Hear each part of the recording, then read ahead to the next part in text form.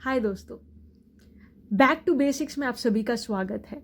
Back to basics एक ऐसी series है जहाँ पे हम बाइबल के कुछ बहुत ही बुनियादी विषयों पर चर्चा करेंगे और आज का विषय है प्रार्थना। प्रार्थना मेरा बहुत ही मनपसंद विषय है। इब्राही भाषा में प्रार्थना को फिलिया के नाम से जाना गया है, TFILIA। और फिलिया का परिभाषा कुछ ऐसा है कि जो रिश्ता है जो सृष्टिकर्ता और उसकी सृष्टि के बीच या रचनाकार और उसके रचना के बीच जो रिश्ता है, वही रिश्ता को बनाए रखने वाला है प्रार्थना। और एक कदम आगे जाकर आप लोगों को कहूँ तो साइकोलॉजी में एक ऐसी कॉन्सेप्ट है जिसे हम बॉन्डिंग कहते हैं। और ये कॉन्सेप्ट बहुत ही ज़रूरी है जब मामला आती है एक माँ और अपने बच्चे के बीच। उस मामले में एक पिता और अपने बच्चे का भी उतना ही रिश्ता होता है, लेकिन एक माँ और अपने शिशु का रिश्ता बहुत अलग होता है।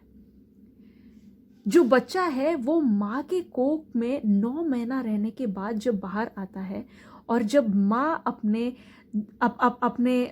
शरीर से आरंभ होने वाली जो पोषण है वो अपने बच्चे को दूध के फॉर्म में देती है, तो एक अलग सा बॉन्ड तैयार हो जाता है उनके बीच।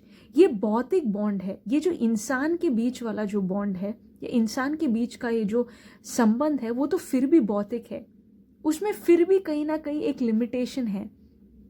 लेकिन सोचे, जिस खुदावंद ने, जिस रचनाकार ने आपको रचाया, दोस्तों हमारा जो खुदावंद है वो हमें बिल्कुल अंदरूनी तरीके से जानता है। हम तो फिर भी हमारे खुद के बारे में ज़्यादा नहीं जानते जितना परमेश्वर हमारे बारे में जानता है। प्रार्थना हमारे लिए ऑक्सीजन के समान हो, प्रार्थना हमारे लिए इतना ही ज़रूरी हो जितना खाना और पीना हमारे शरीर को, हमारे जिस्म को जिंदा रखना ज़रूरी होता है। शायद हम 1-2 दिन प्रार्थना करेंगे, हमें शायद सामने ऐसा ना दिखे कि हम कमज़ोर हो रहे हैं, लेकिन आत्मिक कमज़ोरी असली कमज़ोरी है। शारीरिक कमज़ोरी तो एक हद तक हम झेल भी सकते हैं, लेकिन आत्मिक तौर में हम जब कमज़ोर होते हैं दोस्तों, तो वो असली कमज़ोरी है। इसीलिए प्रार्थना इसी तरह बनाया गया है कि जैसे मछली को हम पानी से निकालेंगे वह तड़प तड़प कर थोड़ी देर में मर जाएगा, बस उसी तरह प्रार्थना भी हमारे लिए ऐसी है कि यदि हम परमेश्वर के और हमारे बीच का जो कनेक्ट है, जो रिश्ता है, जो संबंध है, यदि टूट जाए तो पता नहीं जिंदगी में और रह भी क्या जाएगा। दोस्तों आप लोग से कहना बहुत ज़्यादा ज़रूरी है कि प्रार्थना दोस्तों भाषण की तरीके से मत लीजिए। आप जब जाते हैं अपने कमरे में और अपने दरवाज़ा बंद करते हैं, आप सहवास कर रहे हैं परमेश्वर से। परमेश्वर आपसे बात करते हैं। अगर आपकी आत्मिक कान और आंख अगर खुल गई हो तो आप सुनेंगे परमेश्वर की आवाज़ और आप जानेंगे परमेश्वर क्या कहना चाहते हैं आपके हर एक बातों के लिए। हम कई बार एक नौकर की तरह हम जाकर परमेश्वर से भीख मांगने लग जाते हैं, लेकिन परमेश्वर हमारा पिता है जी। वो राजा है लेकिन वो हमारा पिता भी है। हम उनसे बार बार जाकर एक लिस्ट लेकर जाने की ज़रूरत नहीं है।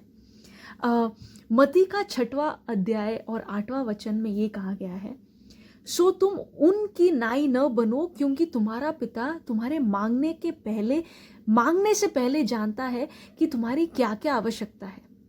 आपके मांगने से बहुत ज़्यादा पहले, आपके पैदाइशी होने से बहुत ज़्यादा पहले परमेश्वर को पता था आपके 21वें साल में आपको क्या क्या चीज़ें लगने वाली है। और बिल्कुल उस तरीके से प्रभु ने सारी प्रबंध एक अच्छे पिता की तरह कर दी है, आपके जानने से पहले, आपके पहचानने से पहले। दोस्तों आपकी ज़िंदगी के बारे में, क्या खाओगे, क्या पियोगे, इस सब बातों के लिए आपको फिक्र करने की ज़रूरत नहीं है, क्योंकि वो एक अच्छा पिता है, वो आपका रचनाकार है और वो जानता है आपको क्या क्या चीज़ों की ज़रूरत है। दोस्तों आदम और हव्वा जब भी वो ईदन के वाटिका में थे, तभी उनके जो रिश्ता था परमेश्वर के साथ, वो बहुत ही अलग रिश्ता था। लेकिन परमेश्वर के क्रूस में बलिदान होने के बाद वही रिश्ता हम वापस इस दिन पर पा सकते हैं। क्या वो बहुत ही सुंदर बात नहीं है कि आज भी हम परमेश्वर के साथ वही संबंध बनाए रख सकते हैं जो आदम के पास उस वाटिका में थी। दोस्तों, ये बात कहना बहुत ही ज़्यादा ज़रूरी है। आप और मैं, हम परमेश्वर के बच्चे होने के नाते, हम स्वर्गीय वासी होने के नाते, हमारे हर एक परिस्थिति में पहली प्रक्रिया होनी चाहिए प्रार्थना। ये ऐसी बात नहीं है जो आप एक स्केड्यूल में एक छोटा सा टाइम टेबल रखते हैं, उसमें रखते हैं इतना से इतना प्रार्थना नहीं किया तो मुझे परमेश्वर का दंड मिलेगा। ऐसी बात नहीं है। आप परमेश्वर के दंड के डर से प्रार्थना नहीं करना चाहते हैं। आप प्रार्थना इसलिए करना चाहते हैं क्योंकि आप परमेश्वर से प्यार करते हैं। आप उनके बलिदान के वैल्यू को अपने ज़िंदगी में जान चुके हैं। तो दोस्तों, उम्मीद है ये छोटी सी वीडियो से आपकी ज़िंदगी में, आपके आत्मिक जीवन में तरक्की हो, बढ़ोतरी हो और आपको जान पड़े कि कितना ज़रूरी है आप और मैं परमेश्वर के साथ उस माँ और बच्चे का, या उस माँ और शिशु के समान जो रिश्ता जो है, उनके बीच जो सहवास है, संवाद है, संबंध है, बस वही संबंध हमारा परमेश्वर के साथ अटूट तरीके से बना रहे। तो दोस्तों, आपको ज़िंदगी में कोई नहीं हरा सकता। ये मेरी आपसे निवेदना है कि आप परमेश्वर के साथ अटूट रिश्ता बनाए रखें, उनके साथ सदा बातें कर कर और प्रार्थना कर कर। God bless you.